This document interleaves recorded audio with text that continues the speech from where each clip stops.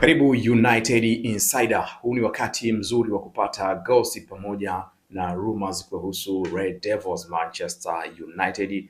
Usiache kusubscribe, kulike, kushare na kucomment ili kuwa kwanza kupata habari nyingi kuhusu Devils. Tukaziangazia taarifa ambazo zimepewa nafasi wakati huu. Moja kati ya taarifa ni kuhusiana na usajili wa Barcola. Taarifa kutoka kwa Demario Sports zinatuambia Manchester United wanamfuatilia kwa ukaribu winga kutoka klabu ya PSG Bradley Barcola ambaye anahusishwa na Manchester United. Kwa siku za hivi karibuni imeelezwa kwamba Manchester watakwenda kusajili winga wa kushoto, na hii ni kwa mujibu wa kocha Michael Carrick, na moja kati ya wachezaji ambao wanatajwa ni Barcola kutoka pale PSG ambaye hana nafasi kwenye kikosi cha kwanza, hivyo Manchester wanamuona kama ni mtu sahihi wa kuja kucheza winga ya kushoto. Na taarifa hii ya Diario Sports inatuaminisha kwamba Manchester wanamwangazia kwa karibu, wanamfuatilia ili kuweza kuona kama wanaweza kupata saini ya winga huyu kutoka PSG, ambapo inaelezwa Manchester wanavutiwa zaidi na kuweza kumpata. Lakini pia tukisalia pale pale nchini Ufaransa, kumeongezeka taarifa ama kunaongezeka habari za kila siku kwamba nyota wa zamani wa United Mason Greenwood amekubali kurejea Manchester United kutoka Olympique Marseille kama Manchester itaonyesha interest ya kutaka kumrudisha nyumbani pale Old Trafford. Ikumbukwe Mason aliondoka akiwa bado kati ya vijana wazuri kabisa ambao alikuwa anafanya vizuri. Matatizo yake ya nje ya uwanja na mpenzi wake ambaye baadaye walisameheana ndio ilipelekea Mason kuweza kuondoshwa Manchester United. Sasa kijana yuko tayari kufanya comeback ya kurejea OT, na hii itakuja kama Manchester atakuwa tayari kuweza kumrejesha. Lakini taarifa za ziada inaeleza kuna pande mbili. Baadhi ya viongozi wanaona ni sahihi kuweza kumrejesha Mason Greenwood, lakini wengine wanaona kwamba Greenwood hapaswi kurejeshwa kwa sababu ya vile ambavyo vilitokea awali. Kwa Greenwood huenda akarejea, huenda asirejee, itategemea na uongozi wa Manchester na mtazama vipi bwana Greenwood. Akiwa na Olympique Marseille mpaka sasa katika msimu huu amefunga goli 24 akipiga assist 8 katika michezo 34 aliyocheza.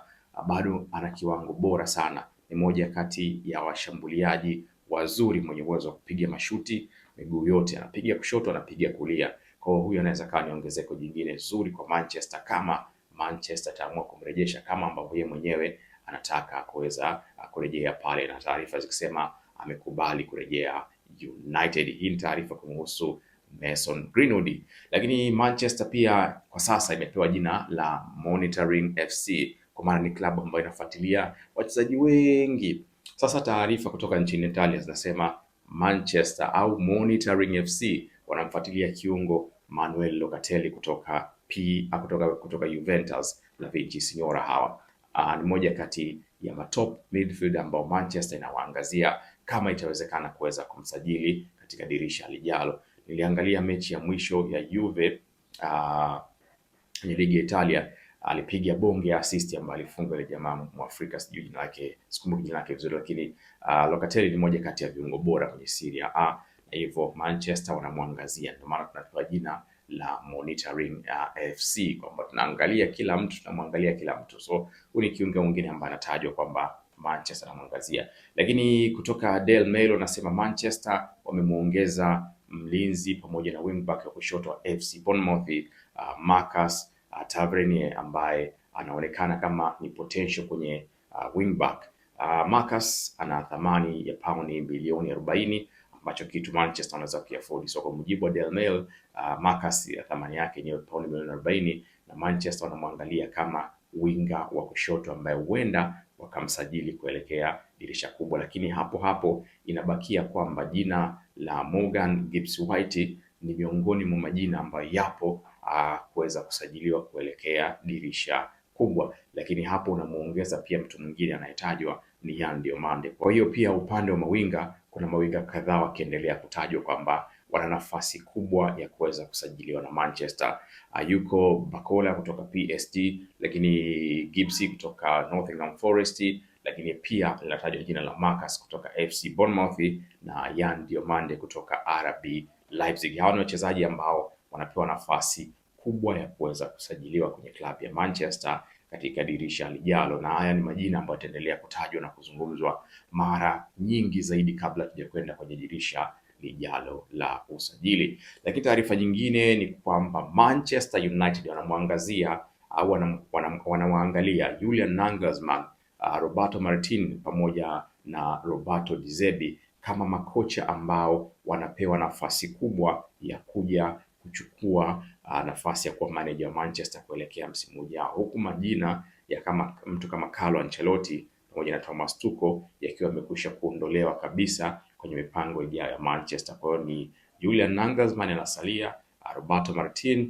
pamoja na Roberto De Zerbi. Hao ndio watu ambao wanaonekana wako juu kwenye ile shortlist ya Manchester United kuelekea kumpata kocha mpya.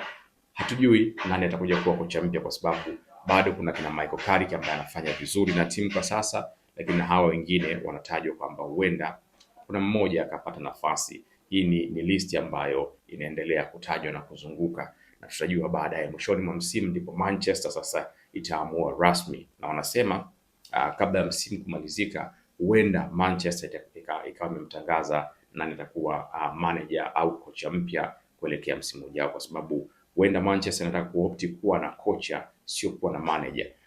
Kazi ambazo atakuwa anazifanya mtu kama Jason aendelee kufanya kazi zake huku akiact kama manager, huku kocha akibaki kama kocha na kuisimamia timu peke yake kuliko kufanya vitu vyote vya kiofisi. Huu ni mfumo ambao Ineos wana opt zaidi kuliko kuwa na kocha ambaye ni manager. So manager atakuwa na oversee peke yake vitu vyote, huku vitu vingine akiwa na maamuzi yake. Hapo ndipo ugomvi pia ulikuja kati ya management ya Manchester na Ruben Amorim.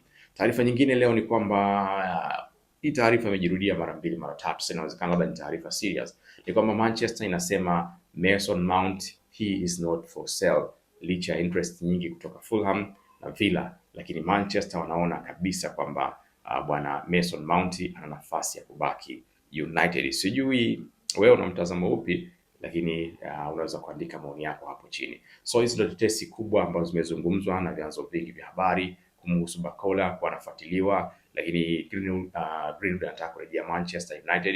Hii ni taarifa nyingine.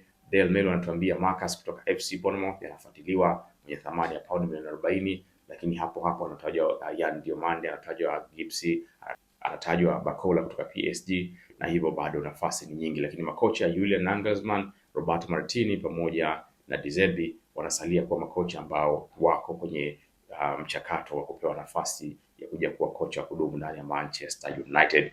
Usiache kusubscribe, kulike, kushare na kucomment kupitia hapa United Insider.